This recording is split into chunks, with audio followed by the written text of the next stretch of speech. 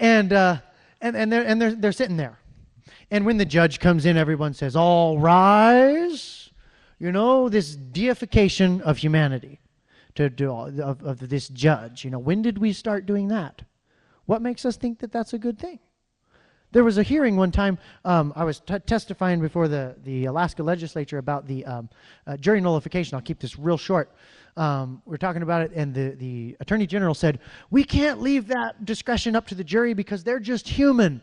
They'll make mistakes. We need to leave that up to the judge."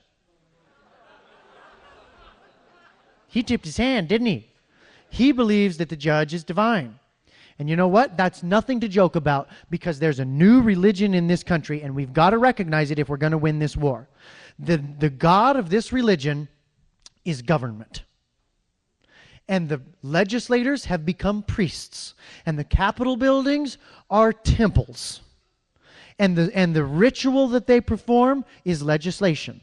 And there's a whole slew of people out there that subscribe to this religion called statism. And they really, truly believe, sincerely in their heart, that if the priests can apply the right combination of rituals in those temples, that any problem that that is before us can be solved by this God. They can make you healthy, wealthy, and wise.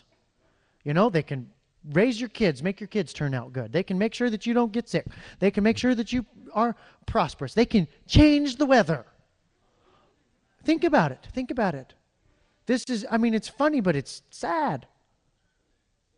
We are asking government to stand in God's place. And that is the highest form of idolatry. Back to the furniture in a courtroom. All right, so that's how the political law court is set up. Here's how we set up the common law court. There's a jury box high up here. There's not a judge.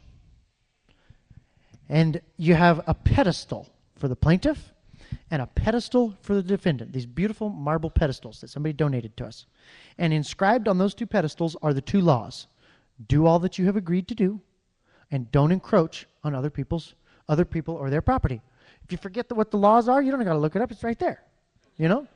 All the laws there are is right there. And all of common law is derived from those two laws. It's refinement of the application of those two laws. So then over here, you have a desk. You know, got the jury right there, plaintiff and the defendant right there. You got a desk right here where the jurist sits. You know what a jurist is? A jurist is a legal philosopher who is known for their knowledge on matters of law.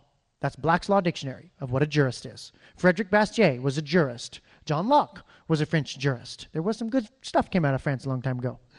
And so the jurist sits here, and the job of the jurist is to be an informational resource to the plaintiff, to the defendant, and to the jury when asked or whenever it's necessary. And then over here on this other side, you've got a recorder, a secretary that types everything down. That's how the common law court works. And it operates at roughly $180 an hour, depending on what the price of silver is. Because we pay the jurors 1 ounce of silver an hour, we pay the jurist 2 ounces of silver an hour, and we pay the recorder 1 ounce of silver an hour. And here's how it works. You go before the you go before the jury if somebody's got a dispute with somebody else. And we didn't ask for any sort of government blessing on this. This has been the natural state of man. And if you look throughout all of history, everybody from the Papaunas in New Guinea to the German War Guild to the Roman merchants after the fall of the Roman Empire to the Irish common law to the Old English common law in the 12th century to the Old West to the Founding Fathers, it's all common law. That's why they call it common, is because it has been the natural way that people organize themselves throughout all of human history. It's just as natural as a man and a woman falling in love and building a life together. You don't have to be taught to do that. It just happens. You know, it just makes sense, and everybody does it all over the whole country and all over the whole world. Common law is the same way. People have a natural propensity for organizing themselves in this fashion that I just described. We didn't make it up. We sort of did make it up, and then we found out that everybody else had made it up too, just the exact same way. Funny how that works. So, You come before the common law court. You don't shovel through minutia and tit for tat in a desk. You stand at a pedestal. You plead your case out of common sense merit before a jury of your peers. They make a decision. It requires a unanimous decision of the jury. You know why? Because these Generation 4 Glocks kind of got a sticky grip. You know why it requires a unanimous decision from the jury? Because right and wrong are not a matter of opinion to be decided by a majority. It assumes that right and wrong is knowable, that it is attainable, and that if a jury will apply themselves with diligence to seek out what is right and wrong in this case, that there can be a unanimous consensus because it is an objective, discoverable, knowable, definable, attainable truth. Random, out of the phone book. And we send people out there with, well, I'll get to it. Don't. It's coming around. Okay. So that's how the jury functions. It requires a unanimous vote for guilty or not guilty. Now, here's the way common law works. It is all based on restitution and setting things right. There's not this concept that if you did wrong by somebody, now you've got a debt to society.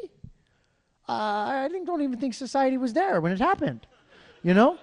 So you got this debt to society. So the lady that, broke into her house, robbed her stuff, broke it all up, these punk kids that did it or whatever, they say, in a political law court, they'd say, now you got a debt to society. So you're going to go to juvenile jail. You're going to get to marinate with some real gems in there for the duration of your sentence. You'll come out a better man. Sure, it's like a criminal convention, in there in jail. All they got to do is sit around and talk about how to do more bad stuff. So they put him in jail.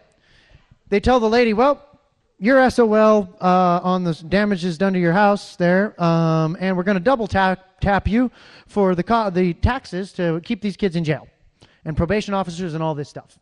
And then these kids, they just get stuck in this eddy. They get out of jail, they get right back into jail. They can't get a job, so then they get back into jail, and they're just infinitely rotating around in the system. Meanwhile, the person that was victimized didn't get restored, and she sees that our justice system is a joke. All right? Here's how the common law system handles this.